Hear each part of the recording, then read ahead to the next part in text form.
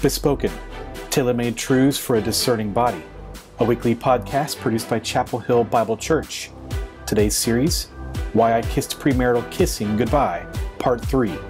Common questions on biblical dating. All right, guys, welcome back to Bespoken. What's our tagline, Jay? Bespoken. A tailor-made teaching, truth, for a well-fitting world. Are you asking? Hey, where did that come from? What are you doing here? What, Ryan? Why is Malcolm dodging the fact that you did not get that right? Tailor-made truths for a discerning audience. Body. Like yes. body.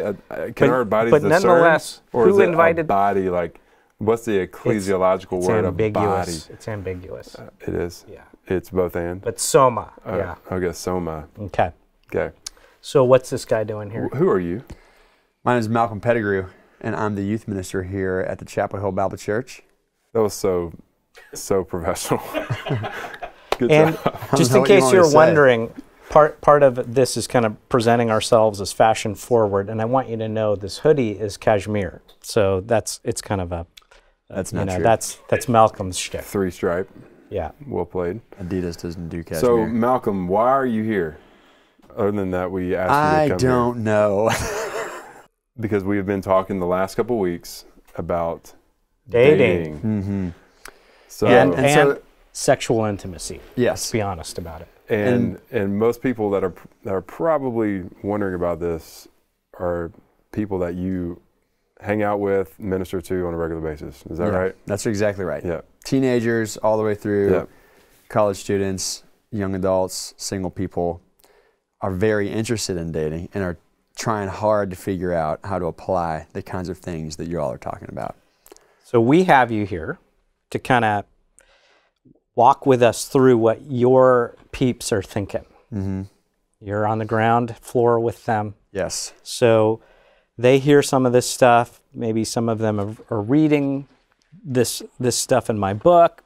You know, let's talk about how they're interacting with it, and then how, as a church, we can help them in this process of giving over their romantic desires and their sexuality that God has, in fact, given them to the Lord.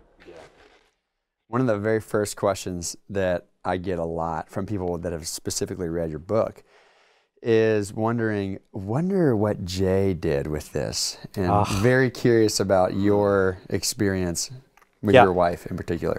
So the old adage is do what I say, not what I did. But here I'll tell you this. So Rebecca is the only girl I've ever actually dated. And part of that was just I was a nerd, so by God's grace. And I was scared of girls. So God kept me out of a lot of trouble because of that. So I have only, in fact, ever kissed Rebecca.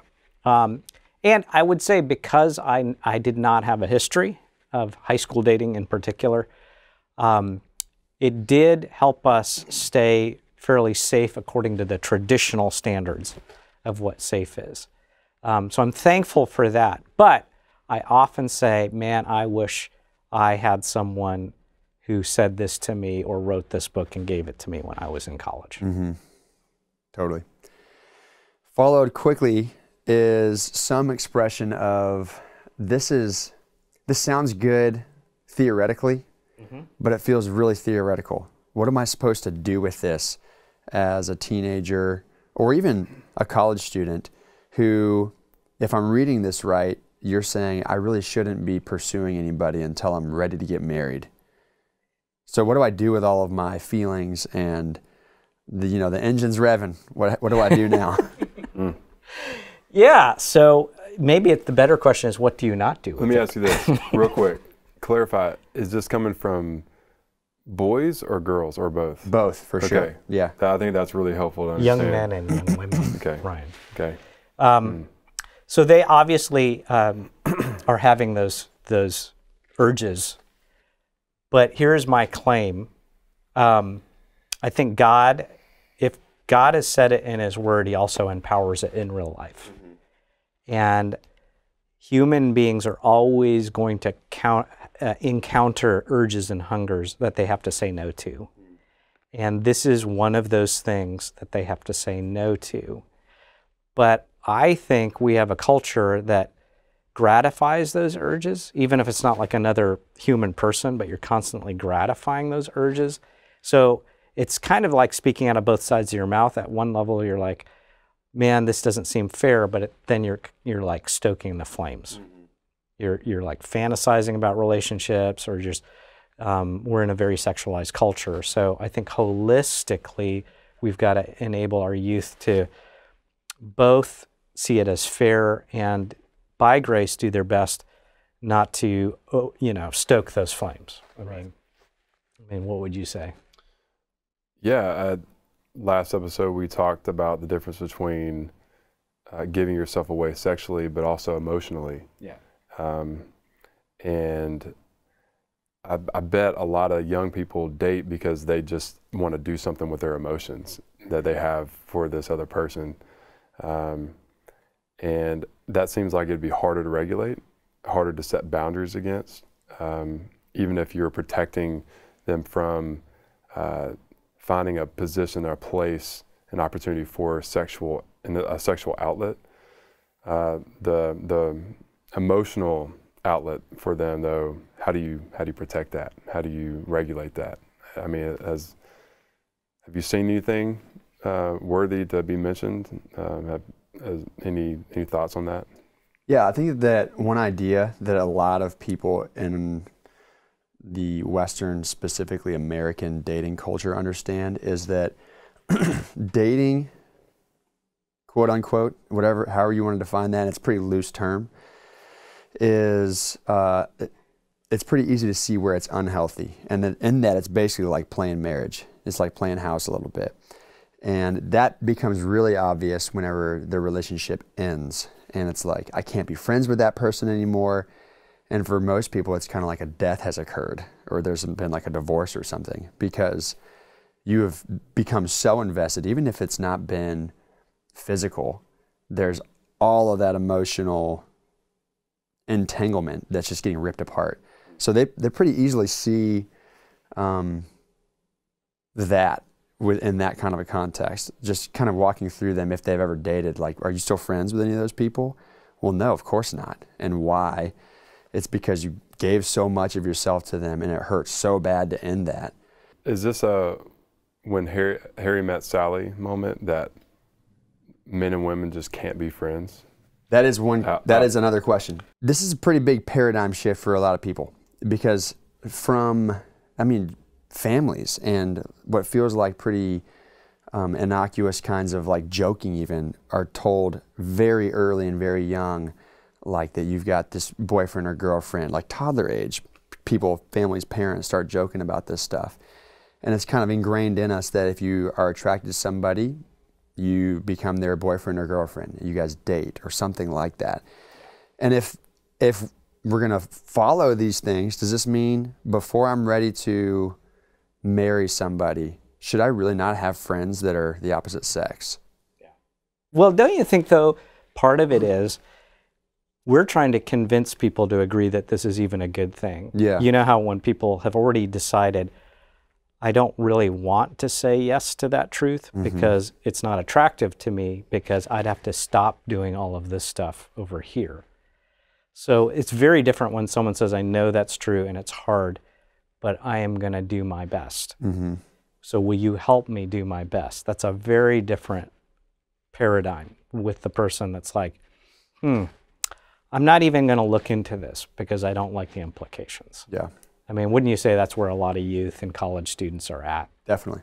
Yeah, they haven't, like, this is just asking too much of me. They're not prepared to make that shift from thinking of things in a way that is kind of like satisfying physically, mentally, culturally. Yeah. It's like someone coming to me, although this is not a parallel situation. It's like a vegan coming to me and say, trust me, you should give up all meats and anything that used to have a nervous system at some point in its life. I'm like, no, that's not attractive to me at all. So, here's something, a theory. You see what you think about as you're teaching youth. I think a lot of when folks are burning, according to Paul's language, and it's extended, right? Often I see that as a result of having too much leisure time in your life and too much like lack of physical activity. And I look at my own life and I look at people in general, and when they're occupied in a healthy way, especially physically, I feel like this part of their life is more regulated. And so there's a famous young couple in our church, we will not name them, but they seem to be more ideal in this way. And I've noticed both of them are occupied. Like to do stuff outside. Young couple as in these are teenagers, Yes. or they're married? Yes. Okay. Teenagers. But not married. But not married. Okay. Right. But they seem to be having a healthy approach. They like each other. But they're Yep. occupied. They're people of the church. They've had good examples with their parents. And I feel like they're doing it, you know. So you do have a category for people to have Oh. even a special kind of relationship. Absolutely. That's not Yeah. like, oh, they're just my buddy that I see sometimes. No, that person Absolutely. matters to me. Yeah. Yeah. Yeah, I mean, so, you know, it's getting spring, right? We think theoretically. Yep. And so I was thinking about this the other day. Say that you've got a college couple and they're having this special friendship, and the gal puts on a nice sundress. It's warm out. She's starting to get tan. Is there a way for him to express that she looks nice without, like, crossing a border? Totally. And I think there is. Totally. And here's what you can say, my fellow brother. Say, you look nice today. But there's a way of saying that where sweat beads start to form and it's going somewhere. Turns gross. Yeah. Well, not gross if you're married, but And that's true. Yeah. Yeah. so any Yeah. other, I mean, what else? Yeah, so I think that outside of just kind of those big categories, and wait, are you saying that I shouldn't have a relationship with people that are of the opposite gender before I'm ready to get married? No, you're not saying that. Or like, is this really even practical? And just kind of accepting that this is going to be a paradigm shift from what you're used to and what feels good to you as a Western American person. Really, what people's issues have to do with where the rubber meets the road. So let's say you're at a place where it's okay to be dating. And so let's just jump into a category of like, I would like to start dating. There's even a girl that I'm very interested in, leaning towards marriage maybe. Yeah. How do I do this in a way that makes sense to her and really like put some wheels on this for me? Does that make sense? Because you talked about it in terms of being friends last episode. I did. Yeah. So, what does that look like? I mean, are they already friends in this Yes. paradigm? Yeah. Yeah. So one of the things I think a couple should consider doing if they have the ability is if they have Christian community around them, try and include that community. I think people date in isolation, and that's always usually a recipe for bad things. If they've got godly Christian parents, invite their parents into this process. And then at some point, there's got to be some situational awareness, but guys are going to have to take that risk of initiating a conversation. Yeah. You know, the classic RDT That's or the right. DTR. DTR, baby. Yeah. So there's two big questions there that immediately come. Number one is, in this paradigm, this is something I've been asked specifically every year since we've been since I've been here basically, either from a teenager or from a college student or a young adult. When I'm trying to describe my aim for this relationship, so this is all guys actually that have said this to me, when they bring up the idea that I would like to not have us commit to something, to a lot of girls in our culture, that sounds like, what? Yeah. You don't want to commit to me? Like, are you trying to like be a player? Yeah. You don't want to lock things down with me so you can Playa. check some other girls out? Playa. They don't understand that. Yeah. So what is the, even some words maybe, or Yeah, the so- idea to share? Historically, the guy that doesn't want to commit is the guy that's got issues and wants to play the field. What I'm saying is you're committing as a friend, but not as a semi-husband or wife. So what you're doing is saying, I'm going to be a good friend to you, and I'm not going to pursue this type of relationship with any other person but you. And that I think is the piece that they're forgetting to mention. Yeah, so they for got to those mention girls. that. But Yeah. at the same time, there's not this jealousy factor because they're on the market, and they will be until the rings are on the finger. Yeah. So it's this balance of, I'm going to be a good friend to you and not do this with anybody else. And you mutually decide that, but you're not going to have this like kind of sort of marriage protectiveness over each other, and you're always wondering, well, what's going on if they're spending time with another person type of deal. Yeah. So followed closely by that question, I think, is the question of, well, let's say I'm a girl, and you're not. Okay, let's say there is a girl. Okay. Okay. Just want to be clear. She is really attracted to some guy who they're at an age and a point in life where it makes sense to start pursuing something like this. Yeah. Is it wrong of her to make it known that she would like to start a relationship with this person? Yeah, so we're assuming a paradigm, and this will go to a talk we'll do down the road on gender identity and roles. But for now, we're going to assume this is generally true, that a guy is the pursuer. And yet, is there a place for a young lady to want that, but also have a little bit of like, hey, I like you, I invite this. And yes, I think there's room to do that. And I don't want to like hyper manage what that looks like. But I think you don't have to fear that you're going to end up leading the relationship. You also want to protect your dignity, I would say. So you can't just lay yourself out in front of him. Like, part of it is you're looking for him to man up. So I won't go into the details, but the way I asked Rebecca out on our first official date, evidently I scored a lot of points because I manned up in that moment. And so my sisters, you want to look for a guy that's going to man up even at this stage. Yeah. I mean, well, I totally agree. Just a quick little story. So Laura actually, in a way, pursued me. Just kidding. I was interested in someone else. But because I wasn't. This is getting complicated. Because I wasn't interested in Laura yet. Not like that. She was on my radar.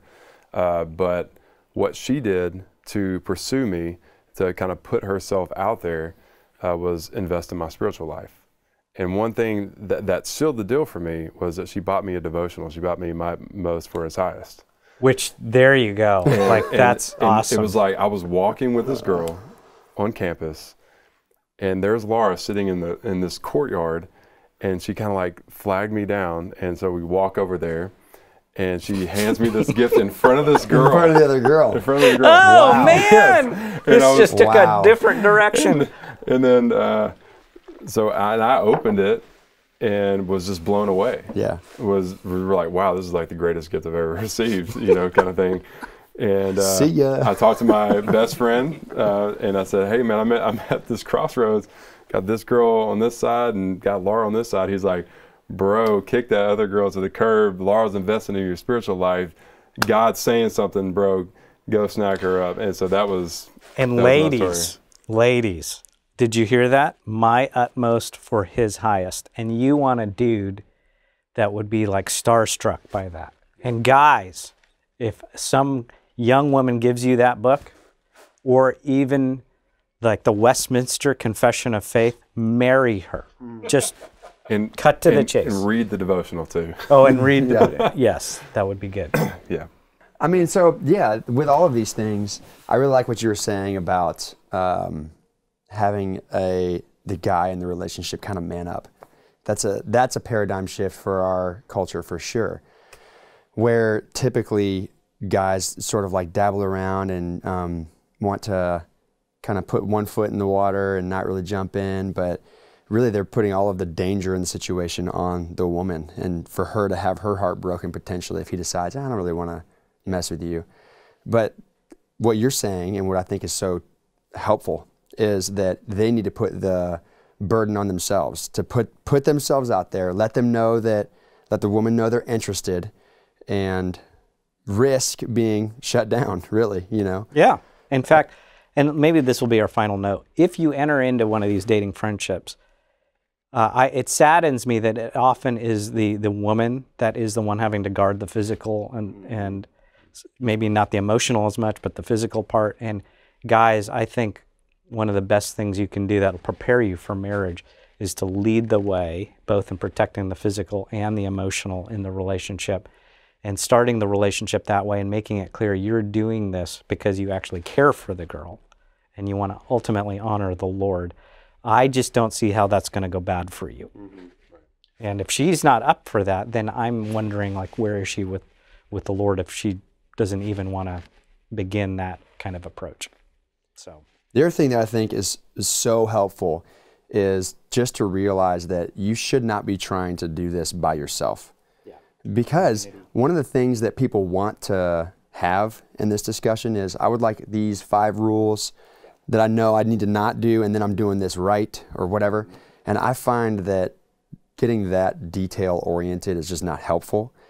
But being in community with people who understand what you're trying to do and talking through every situation as it comes up, and making a decision with the body of Christ around you, that's where I feel like it's really helpful to put some, again, wheels on the car here, because we don't have a lot of positive examples of doing this right. So it is something that is kind of new to very many people, and they need help to figure out what it should be. Community, community, community. Thanks, Malcolm. Glad to be here.